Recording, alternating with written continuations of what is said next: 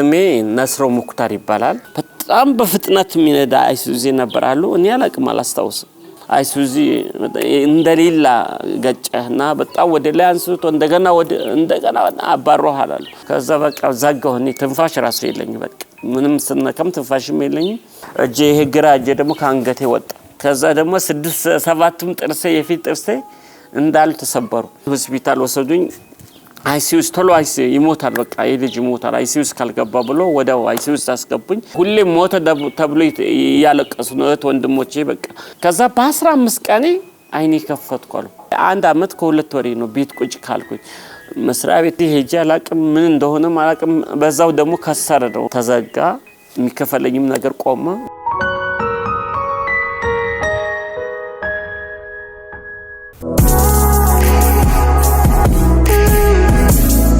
የአዲስ ምዕራፍ ሰዓታችን ላይ እንገኛለን። እንግዲህ የዛሬው ባለ ታሪካችን ነስሩ ሙክታር ከዚህ ቀደም እዚሁ ቀርቦ ነበረ።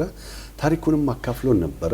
በባለፈው ህይወቱ በሙዚቃ ሙያ ተሰማርቶ ብዙ ዘፈኖች የነበሩት ከዛ ግን በገጠመው አደጋ የተነሳ እንግዲህ ታሞ ከዛ ሙያው ወጥቶ የተወሰነ ከቆየ በኋላ በአዲስ ምዕራፍ ደግሞ ህይወቱ ወደ ቀደመው ስራውም እንዲመለስ ረድቶት አሁን እንግዲህ ዛሬ ላይ ተገናኝተናል። እስቲ አብረን እንጫወት።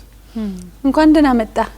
እንኳን ደህና ቆያችሁ። ሰይ እንደዚህ ደህና ሆነ ተስፋህም አካልህም ጤንነቱ ተመልሶ ስለተገናኘን በጣም ደስ ብሎናል። እኔም በጣም ደስ ብሎኛል ድጋሚ ስላገኘኋቸው። ሁሌ አዲስ ምዕራፍ ላይ ሲመጡ እንግዶቻችን ተለውጠው ነው የምናያቸው። አንተን ግን ለሁለተኛ ጊዜ ደግሞ ስናገኝህ የበለጠ ተሽሎክ እጅህ ማንቀሳቀስ ይከብድህ ነበር ከዚህ ቀደም። አሁን ግን በደንብ ዘና ብለህ ቁጭ ብለህ ስላየንህ ደስ ብሎናል። በጣም ፈጣሪ ደስ ያሰኝ። እንደዚህ ሁሉ ብዬ ቁጭ አልኩኝ እኮ እንዳንተ። ደግሞ ወደ ስራም ተሰማርተሃል። በሙሉ ጤንነት ተመልሰሃል። ደሳለኝ ክትፎም ጀምሬያለሁ። ማታ መስራት ጀመርኩ። ደሳለኝ ክትፎ ብትመጡ እዛ ፈታ አረጋቸዋለሁ። አንተ እዚህ ፈታ ያረከን ነበር ለነገር። ጉራጌኛ ዘፍናለሁ፣ አማርኛ ዘፍናለሁ።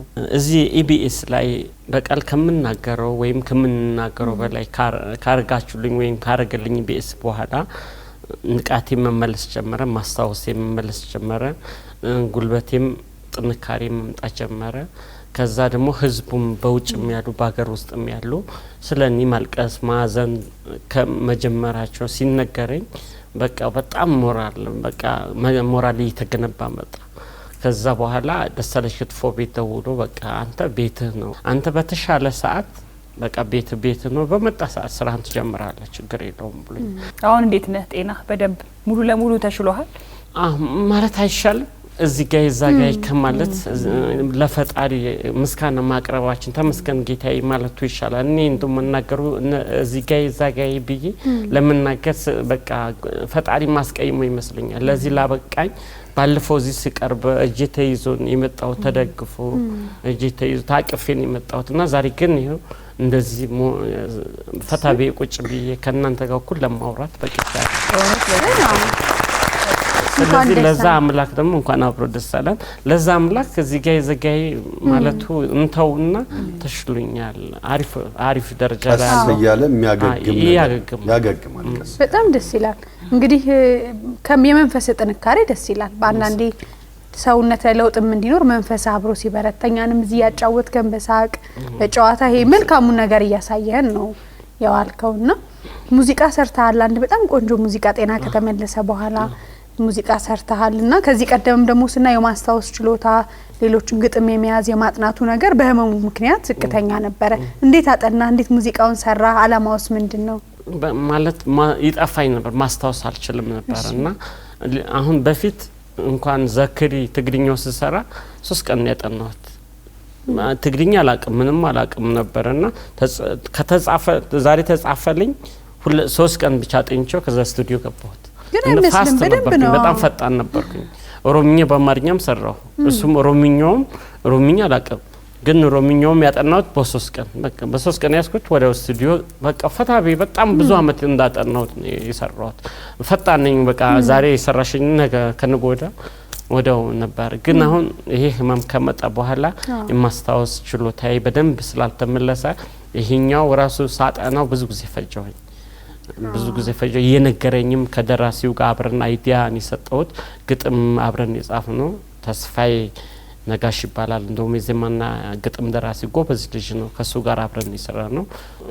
እሱ እያስጠናኝም ከዛ እንደዚህ በሉ ሲለኝ በቃለውና በጣም መረሳ ነበር፣ መልሼ ረሳው ነበር። ከዛ በኋላ ግን በደንብ ያስኩት በቃ ስቱዲዮ ሲገባ መሐመድ ኑር ሁሴን ነው ያቀናበረው። መሐመድ ኑር ሁሴን ራሱ ገረሙ በጣም ነስሩ ታማ የተነሳኳት መስልም በጣም ሃይ ፒቹ በጣም እያልክልኝ ነው። ሎሩ ደግሞ ይልላ ትለዋለ በጣም አንተ የታመምካት መስልም በጣም አሰማኛል አለኝ። በጣም ሞራል መጣልኝ። በቃ እዚህ ከቀረብኩና በቃ ከዛ በኋላ ማስታወሴ ሁሉም ነገር ተመለሰ። በቃ የግጥሙ ጭብጥ ግን ምንድነው? አሸኩር ይላል እሱ። አሸኩር ማለት አመሰግናለሁ ማለት ነው።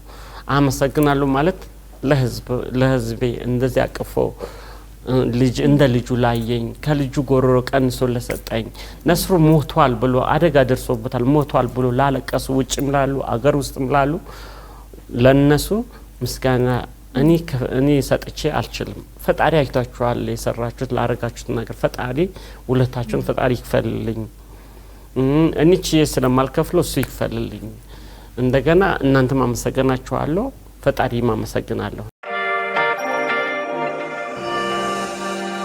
ይምጡ በቆንጆ ዋጋ 20% ብቻ ከፍለው ቀሪው በረጅም ጊዜ የተረጋገጠ የባንክ ብድር የቤት ህልሞን እውን ያድርጉ። ዴሉክስ ፕሮፐርቲስ የሚገባውት ዘመናዊነት ማርክ የሂሳብ ስራና የታክስ አገልግሎት ላለፉት 20 ዓመታት የቢዝነስ ማማከር፣ ፔሮል ማስተዳደር፣ የታክስ ጉዳይ ማማከርና ዝግጅት፣ ነፃ የታክስ ኢፋይሊንግ፣ ቀልጣፋ አገልግሎት በመስጠት ላይ ይገኛል። በዲሲና ቨርጂኒያ ያሉ ቢሮዎቻችንን ይጎብኙ። ማርክ የሂሳብ ስራና የታክስ አገልግሎት። ነስሩ እንግዲህ ከዚህ ቀደም ስትመጣ ባለቤትህ አራስ ሆና ነበር አንተ አደጋው ደረሰብህና ከጎንህ አብራህ እንደነበረች እየነገርከን ነበረ። ልጅህ ስንት ጊዜ ሆነ? ባለቤትህ እንዴት ናት? ጤናዋ አሁንስ ምን ላይ ነው ያለችው? አው ባለቤቴ ደህና ናት። በጣም ማለት በእኔ የከፈለችው መስዋዕትነት ይሄን ነው የሚባል ዝም ብሎ በቃል ምን ነገር አይደለም። እውነት 15 ቀን ድረስ ከአይሲ እስከምወጣ ድረስ ነፍሰ ጡር ሆና እህቶች አሉኝ ወንድሞች አሉኝ። እነሱ እንቀይርሽ እንኳን ሲሏት እምቢ ብላ አይሲዩስ መግባት አትችልም። ከዛ ወንበር በር ላይ ያመጣል። አይሲዩ ዶክተር ይቆለፍና ዶክተር ብቻ ገብቶ ያኛል ገብቶ ይወጣል። ከዛው በር ላይ አንድ ወንበር ይሰጣትና እዛ ትውላለች ታድራለች 15 ቀን ድረስ እስከምነቃ ከዛ ወንበር አልተነቀሽ ማታም ቀን። አሁን በቃ ደህና ናት በጣም አሁን ያለችው። እኔም ወደ ደህንነት ስለመጣው እንደዚህ አሪፍ ማስታወስም ይተመለሰልኝ ስለሆነ ብዙ ሙሉ በሙሉ ባይሆን የተመለሰልኝ ነው። ጥንካሬም ጉልበቴም ይሄው እንደዚህ እጅ ዘርግቼም ቢዬ ያወራዋቸው ነው። በዚህ ደስተኛ ናት። ልጅንም ነገር ልጅ ደግሞ አንድ አመት አሁን አንድ አመት ይሞላው ነው። አንድ አመቱ ነው። እናንተ የሚሰጣችሁ የስጦታ ቀላ ትልቁ ላውንደሪ አለን። መተኮሻ ትልቁ አለ። ሳምቡሳ ብስኩት ቺፕስ ምጥብስበት አለ። እነሱ ለቆጭ አርገናቸዋል። ያው እስካሁን ልጇ አንድ አመት ስላልሞላው። መልካም ነስሩ እንግዲህ አዲስ ምዕራፍ እዚህ ብዙ ወዳጆቻችን ሲመጡ ከተቸገሩ በኋላ ሰው ይረዳቸዋል። የገንዘብም የቁስም ብዙ ድጋፍ ያደርጉላቸዋልና አንዳንዴ ከኢትዮጵያዊነት ማይጠበቅ እዚህ በመጣችሁ ልክ የሰው ፊት ታይቶ ደግሞ ለሚመጣው ገንዘብ ብዙ መንገድ ለማጭበርበር የሚካሄድ ነገር አለና እንደውም ያጫወትከን ነበር ቀደም በካሜራ በፊት ህዝብ የሰጣችሁን ገንዘብ ባልተገባ መንገድ ተጨርብሮ ክስ ላይ እንደሆንክ ሰማን። ምንድነው እስቲ ያጫውተን? አሁን ማለት እዚህ ካቀረባችሁኝ በኋላ በጣም ይከታተላሉ ከውጭ ማለት ነው። ወዲያው በቃ አካውንት ምናምን ከፈቱ ወዲያው ወደ 600 ሺህ ብር ሰበሰቡልኝ። ከዛ በኋላ በቃ ያን የሚያቅሰው ነው መሰለኝ ያው ስልኬ አካውንት ምናምን ተለቆ ነበር እዚህ የኔን ታሪክ እየቀረበ ማለት ነው። ስልክ ከዚህ እየወሰደ ነው መሰለኝ። ከዛ የሷ ስልክም ኬት እንዳመጣው ያቀም በቃ እሷን ባለቤትሽ እንደታመመ እናቃለን። እንደገና ደግሞ አንቺም ስራ ወልደሽ ቁጭ እንዳልሽ እናቃለን። እቤት ቁጭ ብለሽ ምሳሌ ቢዝነስ እናገናኝሽ። እሷ ደግሞ በቃ ምስኪናት ብልጠት ምናምን የላትም። በቃ እኛም ሳታማክረን እኔ ሰርፕራይዝ ለማድረግ ብላ እሺ አለቻቸው። ዛሬ 100 ሺህ ብር ላኪ አስገቢ ሲላት ታስገባለች። 50 ሺህ ብር አስገቢ ሲላት ታስገባለች። 100 ሺህ ብር አስገቢ ሲላት ታስገባለች። 500 ሺህ ብር አስገብታ 3 ናቸው ልጆቹ። ከዛ 500 ሺህ ብር ካስገቡ ከወሰዱባት በኋላ ከዛ በኋላ ብር የለኝም በቃ እኔ በዚህ ካልሆነ አለበለዛ ይቅርብኝ ስትላቸው ስልኳቸው አጠፉ። በቃ ስልካቸው በደውልላቸው ከዛ በኋላ ለኛ ትነግረናለች። እንደገና ደግሞ የተሻለ አስባ ገንዘቡን ግን ወሰዱ። አንተ ሰርፕራይዝ ለማድረግ ነበር ወሰዱብኝ አለች። እንግዲህ ስማቸውም ፖሊስ ጣቢያ ሄደን አቤቱታ ለማቅረብ ፖሊስ ጣቢያ ስንሄድ ንግድ ባንክ ሄዱና ኢትዮ ቴሌኮምም የት እንዳሉ እንዲያጠረን እንነግራቸዋለን። ከዛ አቤቱታ ጽፈን አስገባን። መቃች ጠብቋሉን እስካሁን 3 ወር አለፈው ምንም ነገር የለም። እንደዚህ ግን የደሃን የተቸገረን የተጎዳን ሰው አጭበርብራችሁ ገንዘብ ለማግኘት የምትሞክሩ በእውነት በጣም አይደለ ልክ ያልሆነ ተለመደ። በጣም በተለይ አዲስ ምዕራፍ ላይ መጡ እንግዶቻችን በተደጋጋሚ ይሄ ነገር ይገጥማቸዋል። ከሄዱ በኋላ ብዙ ጊዜ እየመጡኛ ጋም የሚነግሩን እንግዶች አሉና እንዴት መታረም እንዳልቻለና መስተካከል እንዳልቻለ ግራ የሚገባ ነገር ነውና ሁሉ ጊዜ የተለመደ ሆነ።